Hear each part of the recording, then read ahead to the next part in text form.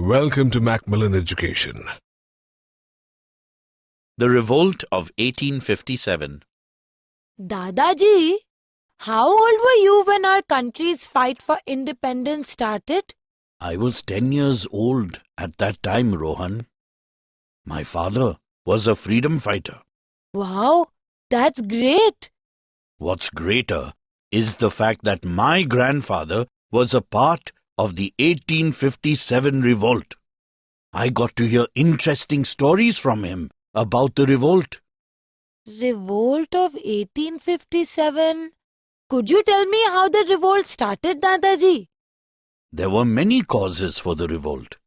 Prime among them was the discontent among Indian rulers, artisans, peasants, and sepoys.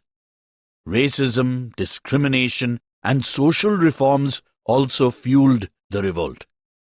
The spark for the revolt was provided by the cartridges of the new Enfield pattern rifle, which was introduced into the British Indian Army in 1853. There were rumors about the paper cartridges being greased with animal fats, regarded sacrilegious by both Hindus and Muslims. These cartridges had to be opened by mouth before loading the bullets. Discontent among the rulers? What did the British do to upset the kings, Dadaji? The British created policies that deprived the Indian rulers of their kingdom, money and power. Many territories were annexed by the policy of territorial expansion called the Doctrine of Lapse.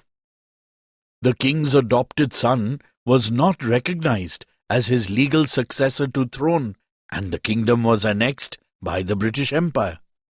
For example, Jhansi and Satara. The most important of them was the Annexation of Awadh in 1856 on the basis of maladministration. The British Governor-General, Dalhousie, stated that the descendants of Bahadur Shah II would be evicted from the palace of Red Fort of Delhi after the death of the Mughal ruler. Maratha ruler Peshwa Baji Rao's adopted son, Nana Sahib, was denied pension. Well, I am sure that would have upset all the Indian rulers. But why were the artisans and peasants discontented? The British started to impose huge revenue on peasants and artisans, and if they couldn't afford it, they would be evicted from their land. A lot of goods were imported from England, which were machine-made and lot cheaper than those made here by the artisans. This pushed the peasants and artisans to poverty. Oh, that is really sad. You also mentioned social reforms. How did the people respond to that? Some social reforms, such as legalization of widow remarriage and abolition of sati by the British rulers, were viewed with suspicion by the conservative sections of Indian society. Oh well, I'm glad that people are not that conservative anymore. What about racial discrimination, Dadaji? Did the British discriminate against the Indians? Educated Indians were denied promotions in their services and were forced to remain subordinates. The activities of the Christian missionaries made the Indians feel threatened. Land belonging to temples and mosques was taxed, which laid a huge burden on the people.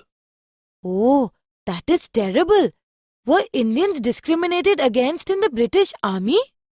Of course, in addition to all these atrocities against the Indian people, the British were also unjust to the Indian sepoys in the British Army. Ironically, 85% of the British Indian Army consisted of Indians. The Indian sepoys were ill-treated and discriminated against, and denied promotions. They were also paid less than the British soldiers, and were forbidden from wearing caste and sectarian marks, such as tilak, beard, or turban. The final blow came when the General Services Enlistment Act was passed in 1856, under which every new recruit had to serve overseas if ordered. This hurt the sentiments of the sepoys. So all these reasons together resulted in the revolt of 1857, right? Correct.